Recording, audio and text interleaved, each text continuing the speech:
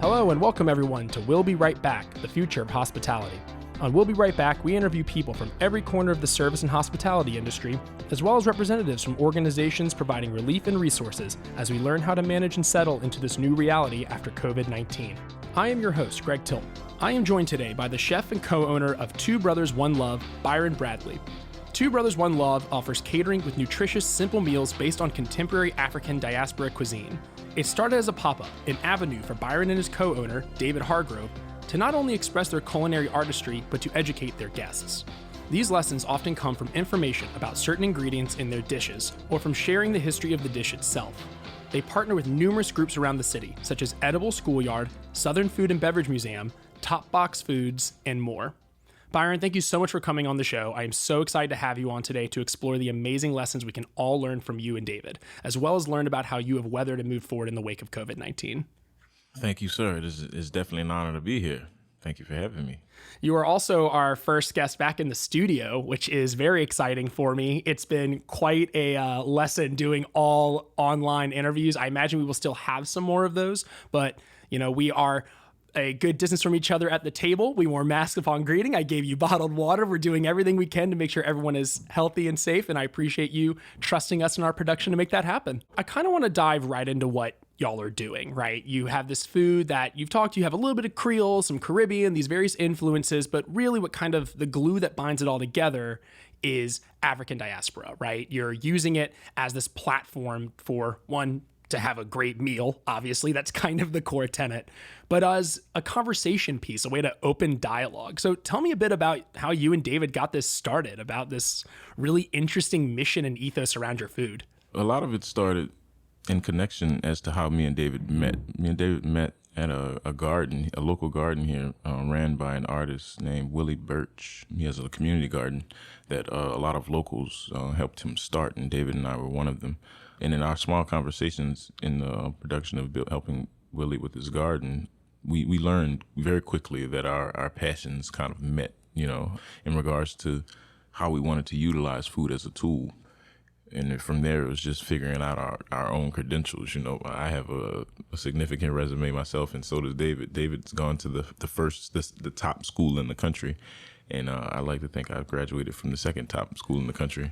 Just in that conversation alone, there's a lot of little introverts to the chef world. He's from CIA, I'm from ICC. Those two schools are, neck and neck with their competition on who's famous and who's not from their school, yada, yada. So, our passions for what we wanted to do with food, matched immediately. From there, we took an idea and ran with it, The premise of being able to take food beyond just substance and use it as something to guide people's ways of thinking was truly the note that was like, oh yeah, we have to do this. You see that, I see that. Oh man, this we have to make this work. Our first dinner was at an art space on St. Claude. We literally had no kitchen. We had the makeshift kitchen. We had a 5-course menu, maybe a 5 or 6-course menu, and yeah, we rocked it, man. I mean, your instincts were right. Yeah, our instincts were right. Yeah, we were great, man. We worked great together. Yeah, he's an amazing chef. We both have our own special ways of inputting into our business. I would like to think I'm the one with more of the finesse, and he's more of the the hard body, stick to the ground working type. Yeah, we started this based off of our love for food and our desire to bring food beyond just substance. And it's working. It really is. Yeah, it's pretty incredible what y'all have done. I loved looking through your work and obviously just looking at the pictures of your food. It looks fantastic. Thank you. But one thing you talked about in our call was about how you use this platform to bridge gaps, right? And as well as like give back and teach. So like, what does it look like? So you're cooking a meal for us, right? And you bring it up. I mean, are y'all sitting there walking us through the process as you cook it? Are you explaining it as we go? Is there like a guest lecture? Like what is that experience like? How do you find is the most effective way to communicate the history and culture and power behind these dishes? Nice.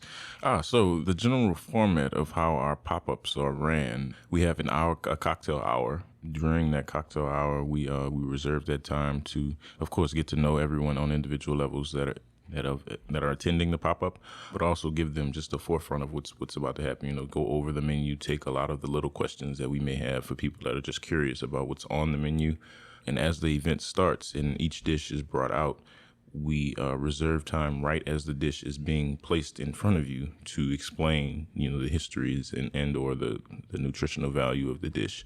And in between each dish, we give that certain amount of time to explain what it may be. And as we're picking up the plate and getting ready for the next course, we take on questions like, oh, hey, anybody has any questions about this dish, or anybody has any comments or concerns? So we reserve time in between very specific points in the meal process to discuss the history or the facts about the food. Typically, dessert is served, and from there, most of our dinners, if not all of our dinners, we have live bands attending and playing throughout the night of the dinner. So the cocktail hour is sort of like a small concert, and as well after dessert is served, the band generally will continue to play, ending it off in sort of like a party as well, where David and I, of course, will still engage with the guests, and again, any more comments, questions, or concerns we're open to, and having those discussions with them from that point as well. So, and it's always interesting to see where people are familiar and what people are not familiar with. And actually, even when it comes to the menus and how we were able to create and bridge those gaps between where this food came from and the familiar things that make it recognizable for people here, So it's always fun conversations. Another thing that you kind of brought up was the two of you as like the people presenting the food, right? I think the phrase you used was, we look like, quote, bad guys. And you're both military vets, and that you think that you both might come off as like maybe intimidating in some way, but that this food is a way for you to guide people's perception. Yeah. Can you talk about that a bit for me? That's funny.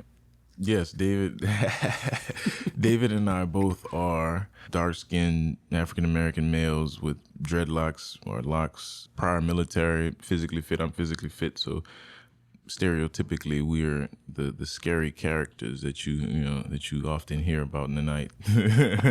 But yeah, these dinners do give us a cool platform to show opposite of that, In my experience in restaurants, I was raised sort of in fine dining restaurants. So my approach to explaining the dish and the way I construct menus is based on a lot of molecular gastronomy or high-end conversations and things of that nature. So it sort of throws people off to perceive for those that perceive David and myself as this stereotypical threat. I think it really throws them off to see us present our food the way we do and speak about things in the manner in which we do. We're both very professional in our field, and you can hear it and see it in our craft. So it's fun to change people's perception. Now, I honestly don't know if we've done that for any individual at our dinners. Or like, oh my God, I thought he was some kind of thug or something. I don't think that actually happened in any of our dinners, but overall perception, yeah. You like to think you're laying a foundation. Yes, indeed. Leading by example, You can't always judge the book by its cover type of deal. I love it. And, this kind of takes me into another subject we broached a little bit in our call, but I know we want to kind of save it for the air, was, I feel like this mission of the diaspora cooking, right? This conduit for dialogue, this idea of shaking up perceptions a little bit, even if it's not like a light switch flicks on in the middle of the dinner, right? But this foundation you're laying, kind of chipping away at biases or just people's preconceived notions.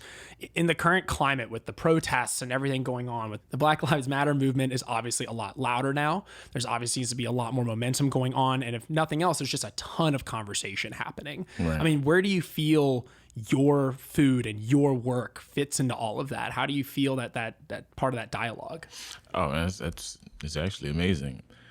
Pretty much every business that I've personally invested in is now part of the highlight of what the new world will more than likely look like in regards to private events, private dinners, and then specifically these pop-ups that we host where we're focusing on having these uncomfortable conversations. So I think we fit in very well. In regards to what we've done, we've tried to focus on not necessarily just African Americans, but the African diaspora of food, because so much of it is linked to the food that we eat here in this country, and specifically here in New Orleans. So being able to recreate those African dishes with small influences from here was pretty easy because of how similar, our dishes are. For example, jollof rice and jambalaya, are two mirroring dishes. Jollof rice is an African dish, jambalaya inspired from here. But even even jambalaya has, 3 or 4 levels of influence in different cultures, So being able to utilize what we've already been doing to help push forward the notion that's going on right now has been a pleasure and very easy because it's what we do. It's what we've been doing and what we dream to do with our business and with our food is just to continue sharing at a level that makes people comfortable enough to see past certain biases they may have, lived with. And it's working. I love it. I mean, it's such a interesting moment because obviously these conversations are not new, right? I mean, I think it was around 2014 that the Black Lives Matter movement in that name kind of appeared on the scene. Please correct me if I'm wrong on that year, somebody listening to the show. But it obviously has come to a fever pitch in the wake of George Floyd and a number of other things recently. And I feel like as I was reading your description as we were having our phone call, I was like, well, obviously this is so apropos and so relevant. And I think that your mission is important as ever. And I really appreciate the work y'all are doing and how you also see an opportunity through all this tragedy and change happening. I think it's amazing. Oh, yes. Thank you. Yeah, it is amazing. I wouldn't know specifically about the Black Lives Matter movement when it started. I know as an African-American, I know this fight, we've been fighting for 400 years, Black Lives Matter is just now the new influence that we're most of us are supposed to be following, I guess. But I think that what needs to be understood is the underlying problem, not just the program that's running the issue, There's so much controversy has come up about this Black Lives Matter movement itself. So even though the company or the nonprofit may be faulty or started for a vague reason, yada, yada, yada, the premise of what we're fighting, the people standing behind Black Lives Matter are fighting for the same thing. Doesn't matter what Black Lives Matter is about, Our fight's still the same, Yeah, it's just the current iteration, Right. And it's no movement is perfect ever. I mean, it's Right. good luck trying to find one, right? Right. One thing you kind of mentioned as well was, I liked you kind of brought up earlier, you're talking about this new world of cooking, like this new world that you're part of the conversation now, right? And obviously you're not only referring to the current dialogues going on about race and everything, but also about COVID-19. Like that's the whole impetus of this podcast, right? So COVID, obviously, and obviously the protests is just a lot of change happening. But with COVID, there's obviously some very practical and granular changes that need to happen in restaurants across the country and across the world, really, right? People are more aware of what they're touching, who's in their face, who's in their space, how things are served and presented, how a kitchen is even running, right? How close are people, who's handling it, or their proper PPEs, things like that. And I know we talked about how y'all shut down and you were like, okay, well, I've seen a couple people do this now who've come on the show. They said, well, this is an opportunity to look under the hood and deal with the little crap we really didn't want to do while we were operating. Whether it's revamping a website or redoing a logo, it's the stuff that's not as fun as like, I want to go make money and make food. But it sounds like y'all have been kind of using this opportunity to rebrand and rethink how you're moving forward, as well as how your operation will work in a more, for lack of a better term, paranoid society about health and safety and contact. So tell me a bit about the changes y'all have been going through and how you're kind of charting your path forward, and what does kind of the future look like for Two Brothers, One Love?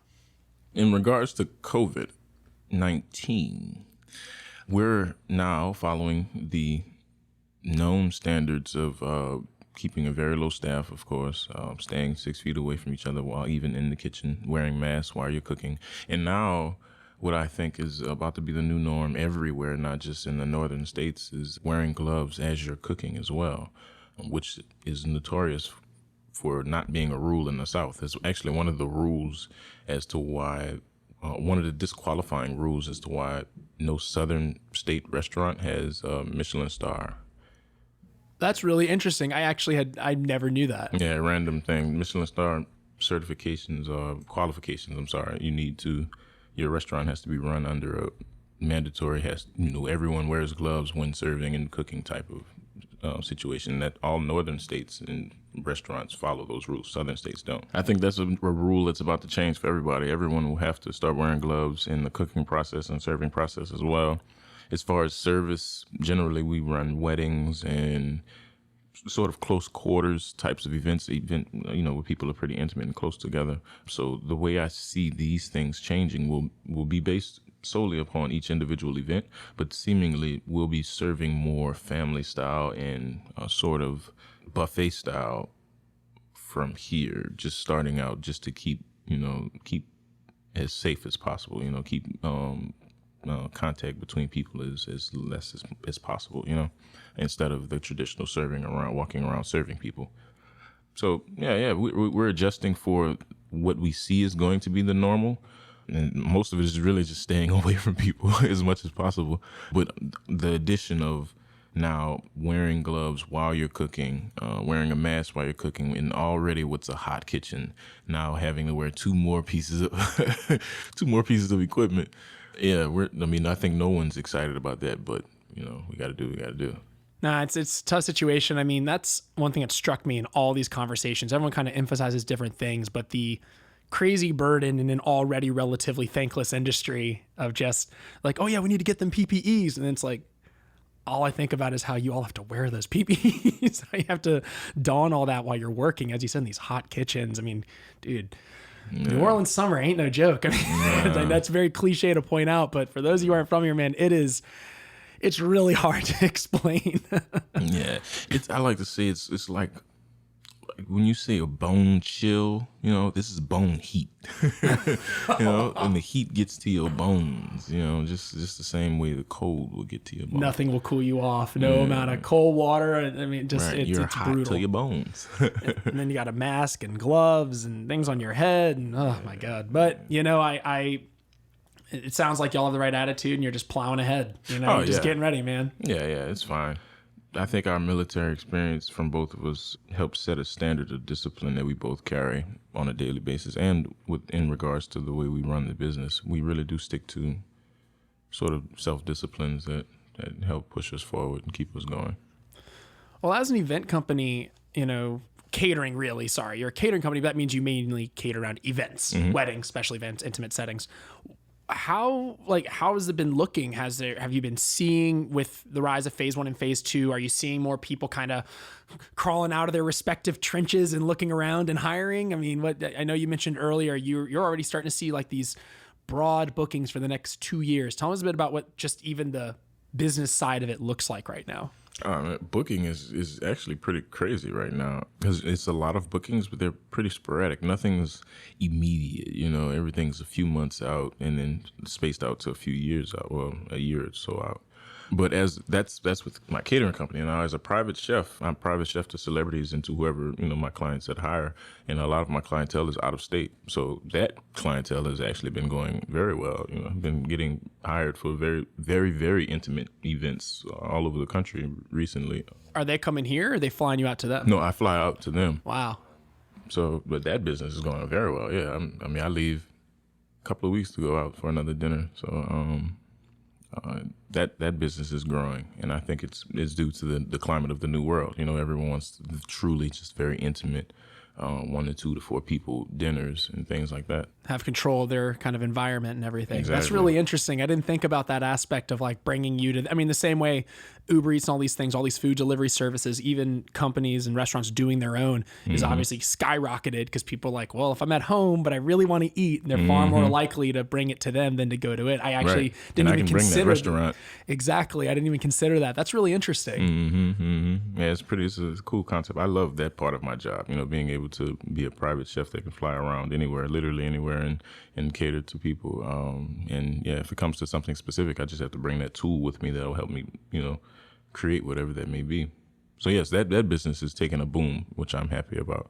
Private clientele. Now catering, I do see people now starting to, even in the workforce, businesses that need, lunches and things of the nature on the catering side. I see a lot more of that starting to pick up slowly. They're now poking their head out, like figuring out, okay, who we're going to work with when things get back normal. And we're getting those types of emails and calls like, hey, we might start up in the next month or so. We might need you, But nothing is immediate. I think everybody's still in this slow period of like, I don't know what to do. I honestly don't think it's going to get to some normalcy until it'll get to a level of normal when kids get back in school. You know, because once kids are in school and the kids are okay, we can get back to normal, you know? That's a really interesting take because, like, obviously, I mentioned this in episode 2 before, but we've talked about how New Orleans and a lot of the South, just the summers when things die here. It's just like it goes slow. June, July, August is already kind of like when we need to make sure we're fattened up in the spring and ride it out and then pick up in the fall again. So there's a little bit of that natural tendency. But you're right. It's interesting when you bring up kids specifically, right? It's a lot of parents are homeschooling or taking care. Like I have my own 4-month-old here. Oh, congratulations. Oh, thank you. And a lot of our occupation is like, well, we can't put our kid in daycare right now and we can't for the foreseeable future. Right. So it's definitely a massive amount of mental and physical energy to be constantly caring for your kid while also maybe you're remote working or maybe, this, like I work as a freelancer and run my own production company. So it's like, oh, well, how can I go travel and do these jobs and leave my wife who's remote working with the kid? I mean, the moment we're able to put it crassly, dump him off on somebody else for half a day to a day. Right. It'll probably be a lot easier to go out and do things occasionally, even pick up lunch during work, right? You can't even do that. Right. So that's an interesting take. I'm surprised I hadn't really thought of that yet. Yeah. And it affects a lot of people right now. Yeah. So I guess the kind of wrap things up for me. What do you want people to take away from your experience? And you can kind of take that wherever you want, whether it's your work specifically or what y'all have done during COVID or what you've done in the current moment with protests and everything. What do you kind of like? You've got something you want to pitch to everybody listening right now. What do you want to say? Well, I guess I haven't said really what we've done outside of using our platform to teach people in regards to the food. We also are very particular about the way we share our specialty, so to speak. So in saying that, we often donate our time and services to nonprofits throughout the city. We've cooked for various kid programs that service impoverished kids. We work with Edible Schoolyard, as you mentioned earlier, where we host we just participating in a lot of the Iron Chef competitions and things that they have with the kids that just spark interest and keep them active in kitchens. Recently was running a food program. Well, that's actually had nothing to do with my business, but we're very involved in the community outside of just teaching the individuals that pay for our services. We're also offering our services to the needy when needed and when we're available, which is actually pretty often in this COVID climate. But what I would like for people to take from our experiences are just a sense of welcoming. I think the way David and I like to present our food gives people that sense of we're welcoming you to, not just our table to eat for nourishment and for education, but we're welcoming you into our family. I think that's a big premise of how we want everyone to leave anything that we're involved in. Feel as if you can call me and we can do this again. We can have a good meal together again and have another good conversation. We can do this again on a positive note and still continue to grow from that. I think that's one of the most important things David and I both want people to take from our dinners is you want to come back and you feel welcome, and not just in the sense of nourishment or entertainment, but for substance as well. And whatever it may have been, education. So welcome. You're welcome. Yes, that's how I want you to feel welcome. Yeah, I love it. You have such a great, I don't know, man. You have such a concise way of putting everything. It all packages and threads so nicely, and you just have this constant positive punch to it. Right? I'm just feeling all this energy from this, and I like so badly want to come out and enjoy your foods. So I really appreciate you coming on. No, this was definitely an honor, man. Definitely an honor. I mean, in the midst of everything that's going on, kudos to you for continuing your work. This work is important, and again, you're giving people the opportunity to have these conversations that need to be had, and have been needed for centuries at this point, So you're filling very old shoes, man.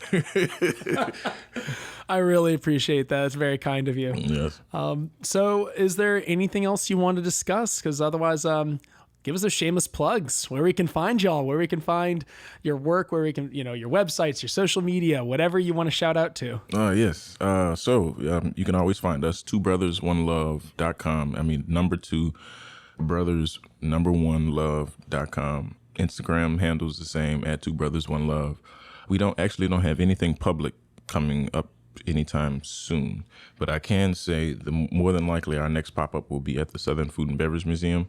I'm also one of the instructors there, and the plan is to start a pop-up series with random chefs, local chefs throughout the city. So that'll more than likely be our next venue where we'll be hosting a pop-up. But I do know for sure, around the July 4th time frame, I am involved with some nonprofit work with the Second Vine Wine, which is a Black-owned wine company here in the city.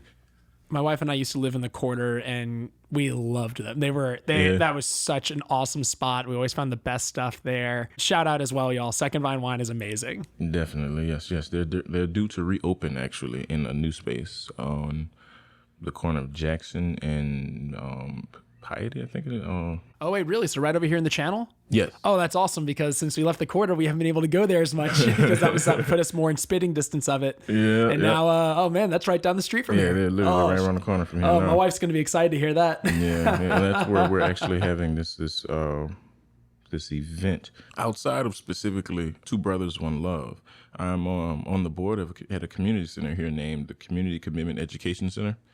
And we are currently feeding the community via Second Harvest Food Bank. Second Harvest Food Bank is a huge nonprofit that deals with keeping people fed in the city, just in crisis situations. Right now, they're donating as much food as we need for as many people as we're servicing. Prepackaged boxed food is being delivered to us to service our community. So right now, I am actually in the process of looking for volunteers that would like to help me with this every Tuesday, because we're feeding over 200 people every Tuesday these prepackaged boxes. And the issue, National Guard was sent here to help assist with this program, to help deliver these boxes to these community centers so that they can distribute the food on their own. The problem is the military has completely cut themselves out. The National Guard has gone back to their bases. They're no longer helping. So anyone that is involved with this program needs to come and get the food themselves, bring it to their community center, and then distribute it from there, which creates a huge problem. Because if you think about community centers, a good percentage of them are ran by volunteers, more than likely young volunteers, or the complete opposite, very old volunteers. The people that community centers typically service are either very young or either very, very old. So the volunteers that are needed for this type of give back is of my age and just younger people that are not generally involved in community centers. So anyone listening might want to share a couple of pull-ups. Anyone want to share some manual labor, that's the word, please volunteer with us at the Community Commitment Education Center. And how can they contact you to volunteer? On the website. You can register on the website at communitycommitmenteducationcenter.net. There's a volunteer link. As always, we'll have a link to this in the show notes. So if you want to volunteer, y'all please check that out. Yes. And that is what I have to say about that. Well, again, Byron, thank you so much for coming on the show. This was such a wonderful first experience back in my studio with folks again as well. It's so nice to be back in here again. Congratulations, man. Thank you. Yeah, thank you for letting me open it up. I hope I gave you an entertaining enough show. Taught somebody or something. This was wonderful, man. It's I'm so looking forward to getting to work on this one. And I guess by the time y'all have heard it, I've already gotten to work on it. So thank y'all so much for listening. And Byron, you take care, man. Oh, you as well, sir. Thank you. And thank you all for having me. Thank you so much for listening to We'll Be Right Back, the future of hospitality. Each episode, we will be highlighting a different organization contributing to the relief effort here in New Orleans. This episode, we would like to highlight the Maiden New Orleans Foundation. Mino envisions a New Orleans hospitality industry that leads the world in growing, supporting, and financing the success of people of color. They use a multidisciplinary approach to address and eliminate disparities facing hospitality professionals of color. In response to COVID-19, Mino is providing immediate emergency financial aid and resources, supporting career and business recovery, and providing online programming to amplify the voices of hospitality professionals of color.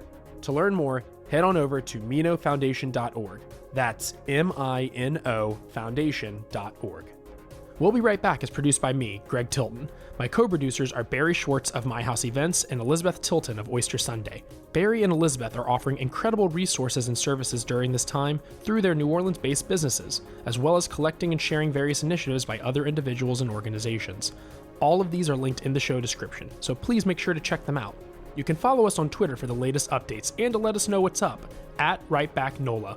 Please also consider leaving a review for us on whatever podcast platform you fancy. It helps us know what you think, and it helps people find the show. Our cover art was created by Eugenie McClellan. Our show's music was produced by Sarisu. We have links to their work in the show notes, so give them some love.